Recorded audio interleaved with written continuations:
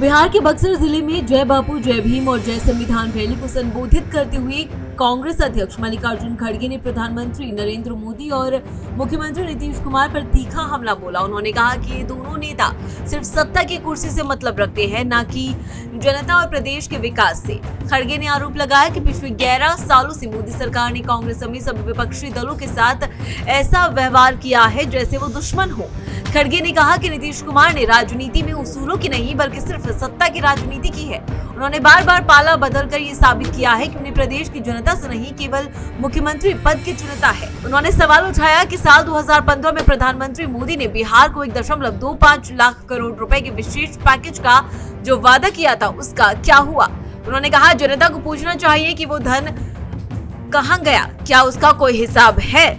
खड़गे ने कहा कि मोदी सरकार झूठे वादों की एक फैक्ट्री चला रही है जो केवल चुनावों में काम आती, असल जमीनी बदलाव में नहीं। खड़गे ने कहा कि हाल ही में संसद का बजट सत्र समाप्त हुआ, लेकिन उसमें जनता से जुड़े जरूरी मुद्दों के बजाय वक्फ बिल जैसे विभाजनकारी विषयों पर अधिक चर्चा की गई। उन्होंने आरोप लगाया कि प्रधानमंत्री मोदी और बीजेपी के नेता केवल हिंदू मुसलमान के मुद्दे को उछालकर जनता को गुमराह करने का प्रयास करते हैं। उनका मानना है कि यदि धार्मिक ध्रुवीकरण से वोट मिलते रहे तो उन्हें विकास कार्यों की कोई जरूरत नहीं।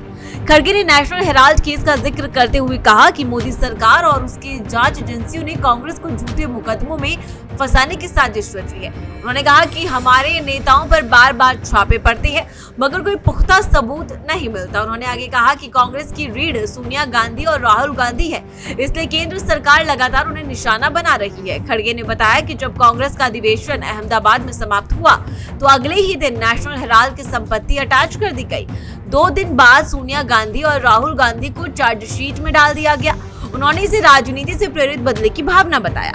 ईडी यानी प्रवर्तन निदेशालय की कार्यप्रणाली पर भी सवाल उठाते हुए खड़गे ने कहा कि एजेंसी जब चाहती है तब नेताओं को घंटों पूछताछ के लिए बुलाती है और फिर मीडिया के जरिए फर्जी खबरें फैलाई जाती हैं। उन्होंने कहा कि हम न डरने वाले हैं न झुकने वाले। कांग्रेस अपने विचारों और सिद्धांतों पर अडिग रहेगी। उन्होंने याद दिलाया कि पंडित जवाहरलाल नेहरू ने नेशनल हेराल्ड, नवजीवन और कौमी आवाज जैसे अखबार शुरू किए थे, जिसका मकसद देश को आजादी दिलाना और अंग्रेजी हुकूमत के खिलाफ जनता की आवाज उठाना था। लेकिन आज उसी विरासत को निशाना बनाया जा रहा है। खड़गे ने बीजेपी और आरएसएस पर गंभीर आरोप लगाते हुए कहा कि वो लोग षड्यंत्र रचने में माहिर हैं। उन्होंने कहा बीते 11 सालों में कांग्रेस के अनगिनत नेताओं के यहाँ छापेमारी हुई, लेकिन कोई ठोस सबूत नहीं मिला, सिर्फ बदनाम करने की राजनीति हो रही है। रैली के अंत में खड़गे ने बिहार की जनता से अपील की कि वो आगामी विधानसभा चुनावों में एनडीए को सत्ता से बाहर करे और महागठबंधन के पक्ष में मतदान करे ताकि बिहार का सही मायनों में विकास हो सके और लोकतंत्र की रक्षा